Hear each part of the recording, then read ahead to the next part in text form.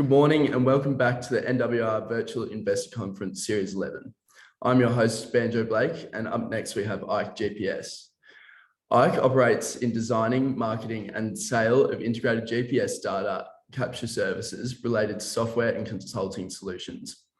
It is a platform technology company for poles, serving critical but under-celebrated people and industries. The company endeavours to deliver cost savings, dramatic productivity benefits, safety, continued access to the best technologies, and innovation specific to poles and pole projects.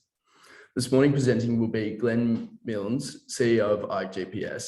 Glenn has been with the company for over 9 years, joining them in 2013. Without further ado, I'll hand over to Glenn when you're ready. Thanks for joining me this morning. Great, thanks, Andrew. And thanks everyone for taking the time to join. So we released an update to the market this morning. So great timing in terms of updating this audience. So as mentioned, so we're a company that's dedicated to driving productivity into electric utilities and communications companies that are building networks. So we help them go much faster and digitize the process with 3 software solutions. So we're a North American headquartered based in Colorado, USA. Almost 100% of our market is in the United States. We've got 347 enterprise customers today. And our business model upshot: to access our products, a customer pays a recurring subscription fee to access any Ike solution, and then they pay us additive usage fees called transactions. So the more they use the software for more assets, for more projects, we benefit from those usage increases. So I'll just go straight to the numbers before providing a more of a pictorial view of our products.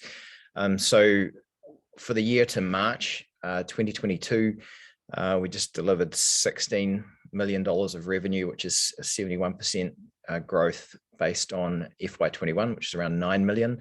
I think the really important part in this chart for investors and shareholders is the green and the blue segments in this chart. So this represents recurring subscription and transaction revenue, which is growing strongly. So it's grown at a 46% CAGR over these past 3 years, and it obviously provides much more predictable and high quality revenue as we look forward into our FY23, the year that we're now 1 month into.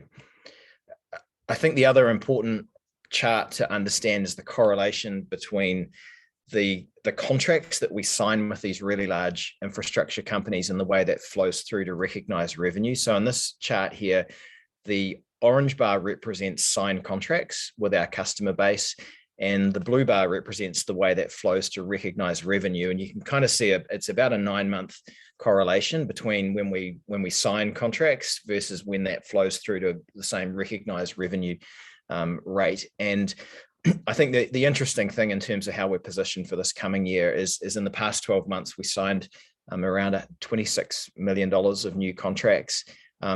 Almost all of this growth is coming from our existing customer footprint. So, we've got a really strong base for, further high growth going into FY23. We expect about between 15 to 17 million of our signed contract backlog to flow through to recognized revenue in this coming year. And that forms the baseline for, we obviously will be selling into new customers and new footprints and recognizing that revenue as well. So that's the basis for our growth going into FY23.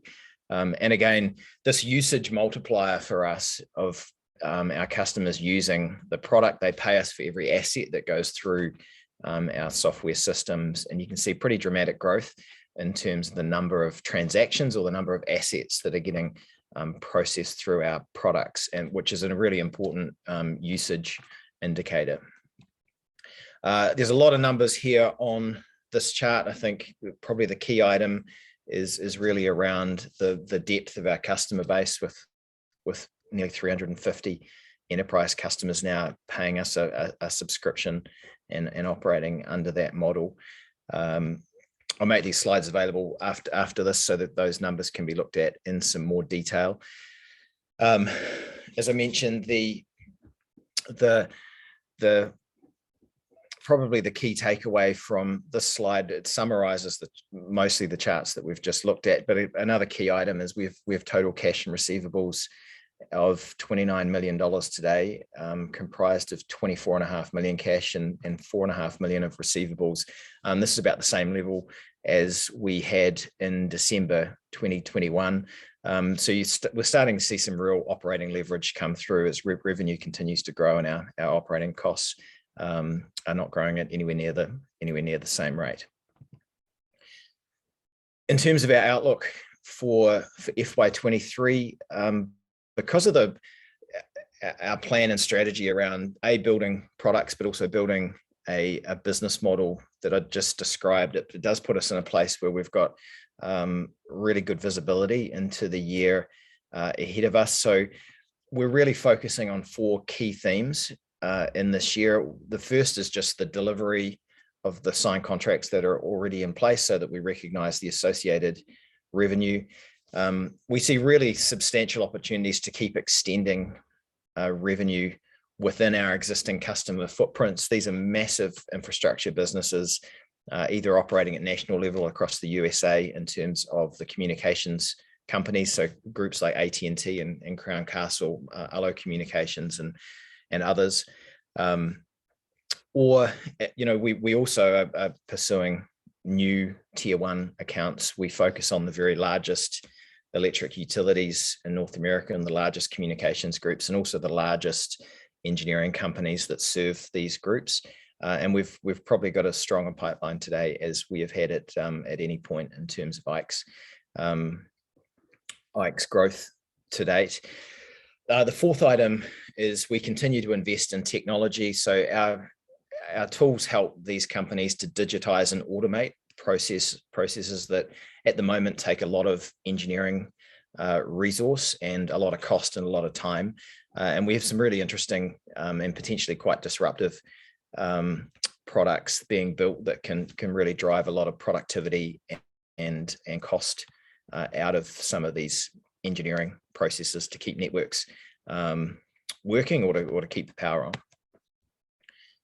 I'll just go really quickly through. I know a lot of this audience is familiar with some of our products, but just to see what we do, we've got one product called Ike Structural. So this is pole loading analysis, structural analysis. So digitizing assets as they exist and then understanding how robust they are so that they don't fail, or a utility can understand if a communications company can put fiber or 5G onto their assets. We've got another solution called Ike Office. Again, it's around digitizing the assessment of assets in the field. These companies often have hundreds of thousands, if not millions of assets that they need to understand the integrity of. So we have a system that manages that entire workflow process.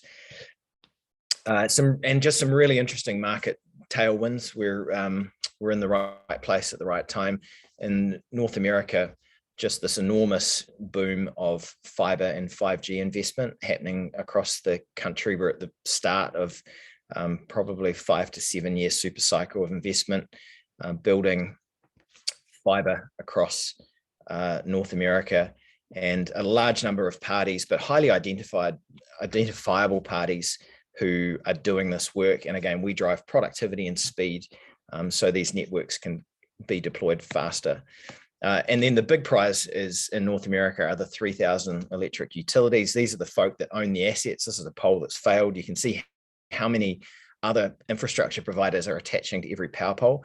And we help these electric utilities digitize their assets, build a much more robust and compliant network so that the power stays on and they don't face, some of these increasing risks around regulatory risk or catastrophic risk in terms of fire or outages. So we dramatically improve this engineering and maintenance process. We have more than 350 customers now, including many of the big tier 1 names. We've got 5 of the 10 largest investor-owned utilities. That's important because it provides an opportunity to cross-sell and upsell. It does take time and investment to build products for this market that are trusted and to sell into these groups and become a very long-term partner. But we're looking to build 10-year plus relationships with every group that we work with, and these groups are really sticky once we win them. Some very compelling productivity benefits that we sell on. It's about speed if you're a communications company. It's about quality and network outcomes if you're an electric utility, which is what we sell to. We're a group of pole and outside plant experts headquartered in Colorado. We sell directly and we support our customers directly. Our goal is to build the best customer experience in our space, and we think that's a really big opportunity for our business. A strong board based in North America and 2 directors in New Zealand. Thanks. I'll pause there, having pulsed through those pretty quickly, and be happy to take any questions. Awesome. Thanks for that presentation, Glenn. Just got a question that's come through. Great to see recurring revenue growth, which should de-risk future years' base revenue. Can you touch on the level of churn and risk, if any, of enterprise customers moving elsewhere? Yeah, it's a good question.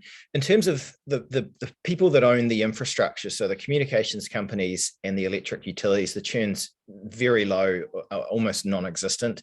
It takes, the buying decision cycle is quite long. And after these groups standardize on IKE, we don't have any material churn at all. So it's an opportunity to deliver well. And if we deliver well and become a trusted partner, we just see growth opportunities across the people that actually own the networks.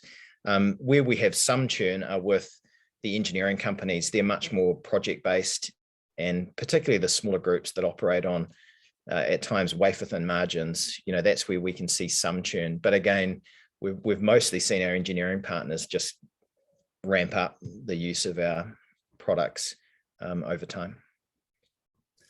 Awesome, thank you. Looking at your balance sheet, you remain well capitalized given the market has moved somewhat over the last few months. Are you still assessing M&A opportunities or looking to preserve that capital to see you break even over the next couple of years? Well, yeah, it's a good question. We are still pursuing M&A opportunities, but at the same time, we're also, very focused on keeping a fortress balance sheet and making sure, we're in a very sustainable operating position now, and we've got a very good view of future demand. So we're balancing the two of those items, but M&A still remains an item that we're working through. Another question that has popped through. You've talked about a robust backlog of signed contracts. Can you help clarify the typical timing from signing to recognition? And what would you expect this to remain consistent? Would you expect this to remain consistent into FY23 and beyond? Yeah, so there's that chart which is back here in this deck. I will just run back to it, and it's easy to talk to when we're looking at it. This is it here.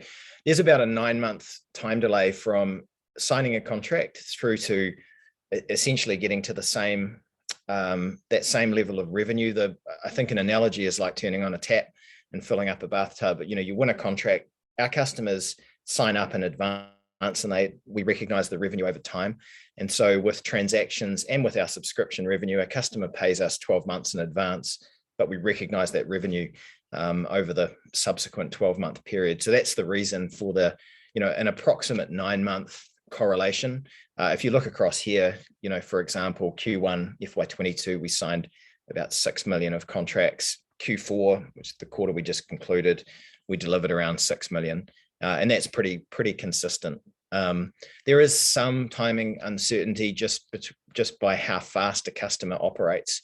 So if it's going and building its power network out in a town because electric vehicles are coming and it needs more capacity, it will estimate it might take them 3 months to do that work, or 6, and we'll get the revenue. It's just a case of how fast they build. Awesome, thank you, Glenn. Can you talk to cash flow basis? Cash flow neutral for this quarter, but will this continue? And what do you see the operating leverage in the business? I mean, the operating leverage is starting to become something that's quite exciting looking ahead to this year and to next year, because we see these growth rates continuing for the foreseeable future, just based on what our customers are telling us. that we're working with today.